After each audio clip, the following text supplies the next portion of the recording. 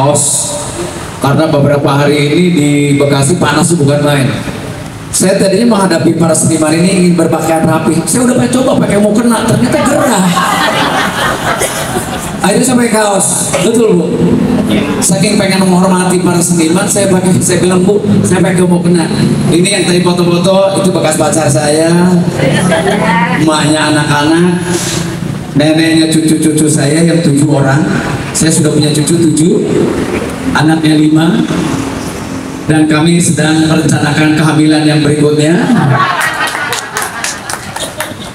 Habis besar di rumah cuma berdua doang, belanda gitu di rumah segede gitu diisi berdua kan repot juga gitu.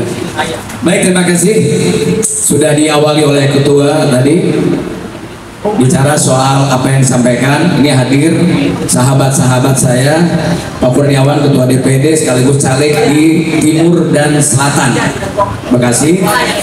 Saya punya partner orang kayak begini enak. Besok kalau saya Allah ridhoi di DPR RI punya caleg-caleg kelas kayak begini, saya aman. Artinya apa? Seniman akan terurus dengan baik.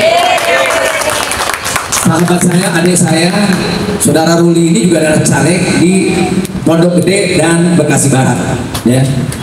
Dan orang yang dekat saya pasti saya gembleng, saya seleksi betul.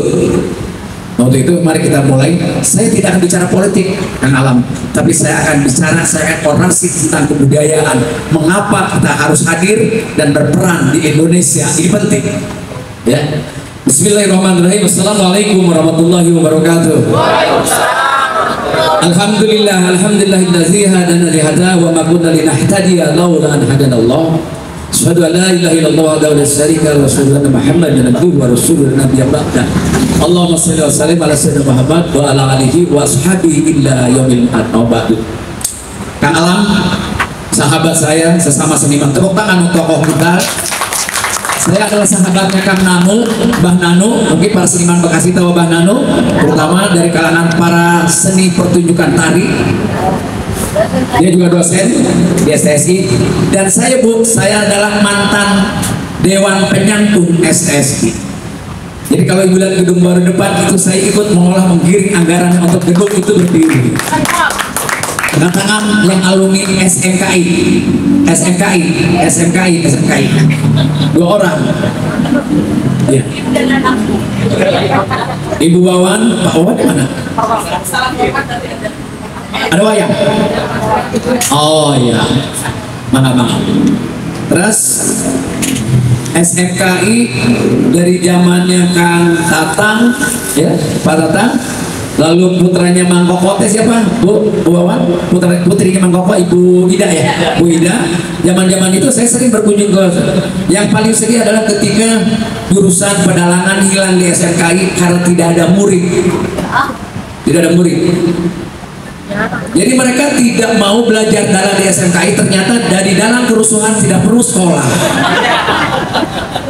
Ya, ngumpulin pendemo jadi dia dalang. Kalau dalang harus sekelas Wawan aja, itu betapa berat prosesnya. Bukan hanya akademik, tapi juga skill dan passionnya gitu. Lalu STSI, ada yang angkatannya Rohendi nggak di Pandeglang? Rohendi kuning nggak? Adik kelas. Itu sanggarnya dia. Itu saya uruk dengan 2 truk alat-alat gamelan wayang dan gamelan segala macam gitu. Ketika saya di DPR RI, jadi kalau kita punya kekuasaan dengan mudah kesenian akan hidup. Kenapa? Karena kita punya kekuasaan. Ya, jadi nanti bakal banyak saya ceritakan mengapa kita harus ada di gedung parlemen. Gitu. Nah, sebelumnya saya akan bicara soal budaya. Mengapa Indonesia tidak beranjak maju ke alam seperti negara lain? Sebetulnya tidak ada negara maju yang keseniannya tidak maju. Kalau ada negara maju kayak Belanda, Prancis, Italia, Amerika, sudah barang tentu kalau negaranya maju karena keseniannya maju. Atau kita balik, karena keseniannya maju, budayanya maju, maka negara itu menjadi maju. Sebab apa? Dasarnya peradaban adalah budaya. Peradaban itu dasarnya budaya. Ketika Rasulullah SAW dinobatkan sebagai Rasul oleh Allah Subhanahu Wa Taala usia 40, peradaban yang pertama diajarkan oleh Allah melalui malaikat Jibril kepada Muhammad apa? Iqra bismi rabbikal ladzi khalaq. Itu literasi. Bacalah, itu literasi. Kebudayaan berangkat dari membaca. Bagaimana kebudayaan mau maju kalau perpustakaannya nggak ada yang datang? Bagaimana orang mau jadi rajin membaca, bukunya aja terus Pak Kurniawan sudah mengatakan kebudayaan itu anggarannya nggak cukup.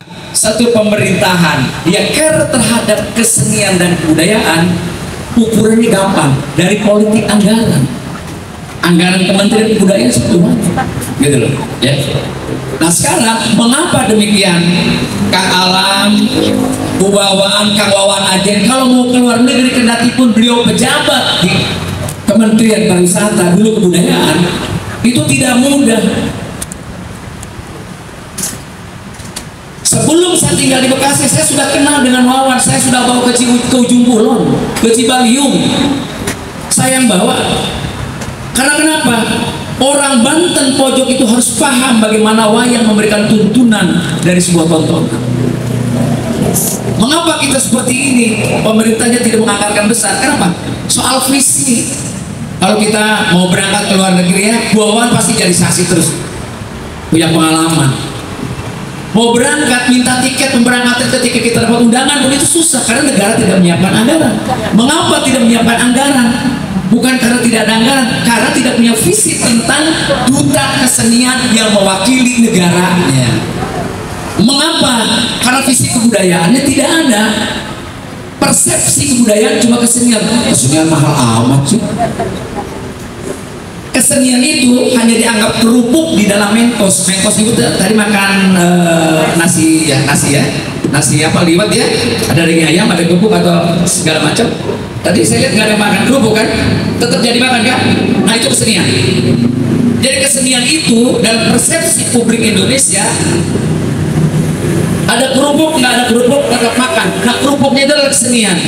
Padahal kesenian itu adalah salah satu unsur yang bisa membentuk watak anak-anak kita. Pentingnya kesenian. Anak ibu boleh belajar matematik, boleh belajar pramuka, baris berbaris segala macam, boleh belajar karate. Ketika anak tidak menyentuh kesenian maka dia akan kering jiwanya. Saya naik panggung kelas 5 SD. Kelas 5 SD sudah main sandiwara dengan guru. Kelas 5 SD sudah jadi juara kabupaten untuk deklamasi, baca puisi dan sebagainya. Jadi kalau teman-teman SD SMP saya melihat saya jadi miing, jadi begitu, nggak ada yang aneh. Memang dari kecil saya begitu. Nyaris bahkan salah sekolah. Sekolahnya teknik sipil, jadi pelawak sama dengan beliau. Ya kan? Jadi saya ingin membangun kesadaran di teman-teman kesenian. Mengapa kita berjalan sendiri-sendiri dan kita mencari jalan sendiri kesenian kita? Bu Wawan punya pengalaman mancanegara, ke negara manapun masuk teaternya keren, gedung pertunjukannya keren, semuanya keren. Padahal kita lebih kaya dari Perancis, lebih kaya dari Korea, lebih kaya bahkan dari Amerika sekalipun. Keragaman suku, keragaman budaya, keragaman kesenian nggak ada yang melawan. Korea kulitnya sama, matanya sama, agamanya sama, kesenian cuma itu aja. K-pop bukan kesenian Korea, dia kesenian Barat yang dimainkan oleh orang Korea. Yang salah. Indonesia datang ke Minangkabau ada tari piri, betul nggak? Ada cerita tentang Malin Kundang, betul nggak? Datang ke Sunda Komo, ayat Cianjuran, betul nggak? Datang ke Garut, datang ke Kuningan, datang ke Cirebon, ayat topeng, ada ubru, betul nggak? Datang ke Karawang ada keliningan, ada jaipongan dan berbagai macam. Belum lagi kemana-mana ke Jawa Tengah, ke Jawa Timur. Betapa kaya di Indonesia. Geografis kita ini perlu dipahami oleh para seniman. Dari Sabang sampai Merauke luasnya sama dengan 8 negara Uni Eropa. Orang Indonesia yang punya uang lebih bangga ketika foto di bawah menara Eiffel di Paris atau di bawah jembatan San Francisco di Amerika. Tapi dia belum pernah keliling Indonesia yang begitu indah. Kalau datang ke mana? Ke Kelok 9, ke Raja Ampat, kemana lagi? Ke Bromo, ke Rinjani, dan berbagai macam tempat. Saya ke Raja Ampat, saya temukan alam itu sama dengan di Brasil. Saya ke Kelok 9, saya ketemukan di Turki. Saya ke Bromo, saya temukan di Maroko. Kita lebih kaya dari mereka. Tapi kenapa? Karena visi. Nah, visi ini perlu dibangun tentang kesenian ini. Jadi kan alam catatannya, catat ya, tidak ada negara maju yang keseniannya tidak maju. Kalau negara itu maju, pasti keseniannya maju. Kenapa? Mereka tidak menganggap kesenian sebagai kerupuk di dalam sajian makanan utama, main course. Kesenian dan kebudayaan bukan jadi ayamnya, bukan jadi piringnya sebagai dasar. Pendidikan di sana berbasis kebudayaan, bukan berbasis sains seperti di Indonesia. Saya buka ya wawasan kesenian kita ya.